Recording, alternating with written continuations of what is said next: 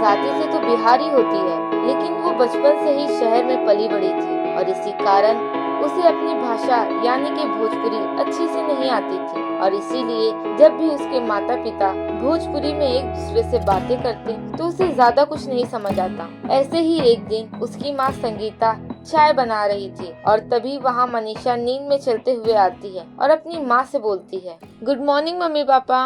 Mummy मेरी coffee कहाँ है? कितनी बार तो हर कॉफी बिटिया, यहाँ आवा हमारे पास।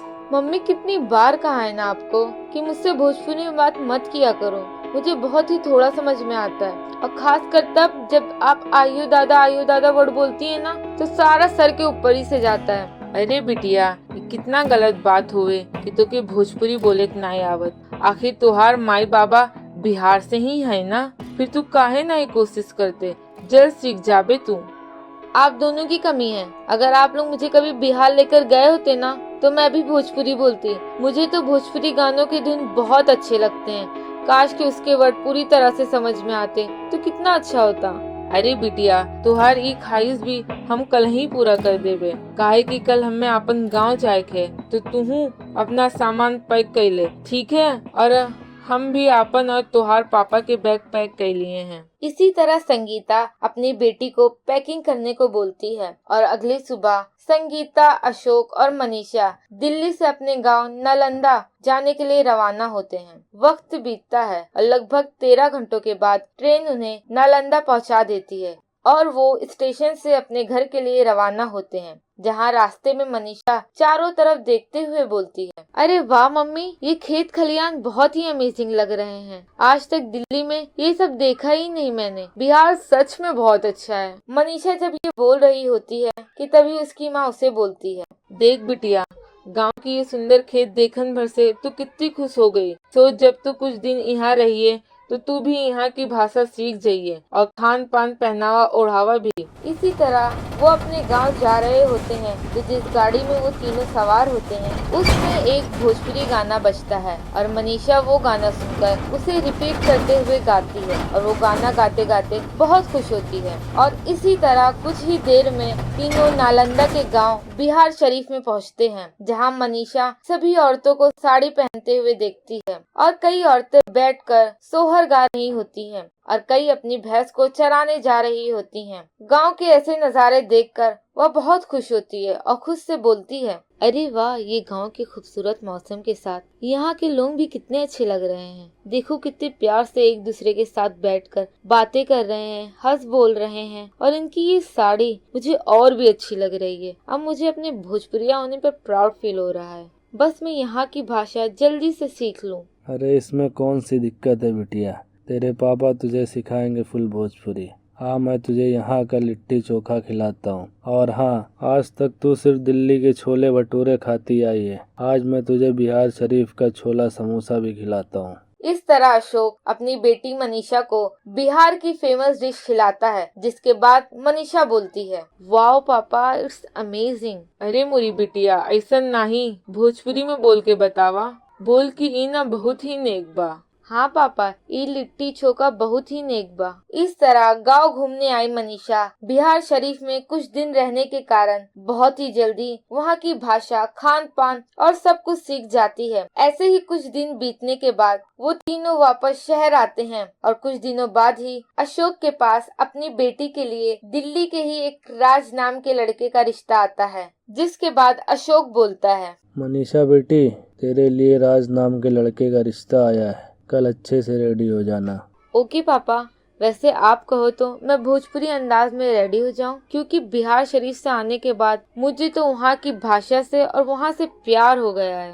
अरे अपने भोजपुरी अंदाज के शौक तू अपने ससुराल में जाके पूरे करना। अगले ही दिन राज और उसकी माँ मनीषा को देखने आते हैं और मनीषा के घर वाले उनका स्वागत करते हैं। तभी मनीषा उनके लिए चाय नाश्ता लेकर आती है और दोनों को परोसती है। चाय पीने के बाद शीला देवी बोलती है, अरे वाह भाई साहब, आपकी बेटी तो बिल्कुल वैसी ही है जैसे मुझे मेरे बेटे के लिए चाहिए थी। ये मॉडर्न भी है, आज के जमाने की भी है। मुझे तो रिश्ता मंजूर है, आप लोग तो बस शादी की तैयारियां कीजिए। राज और मनीषा का रिश्ता तय हो जाता है, जिसके बाद कुछ ही दिनों में उन दोनों की शादी हो जाती है। उसके बाद मनीषा अपने ससुराल आती है। अगली सुबह मनीषा जल्दी उठकर बहू होने के नाते नहा धोकर आईने के सामने रेडी होने लगती है और खुद से बोलती है, हम अम्मा का देखे रही कैसे वो पापा की लंबी उम्र के खातिर पूरी मांग में सिंदूर लगावत रही, तब हमऊ सजनवा के खातिर एकदम वैसन ही सिंदूर लगाई। मनीषा अपनी पूरी मांग भरकर सर पर पल्लू लेकर साड़ी में सज धज कर भोजपुरिया अंदाज में किचन में जाती है, जहाँ उसकी सास शीला देवी उसके पास आकर बोलती, अरे मनीषा बहू, बड़ी सुबह उठ गई तू।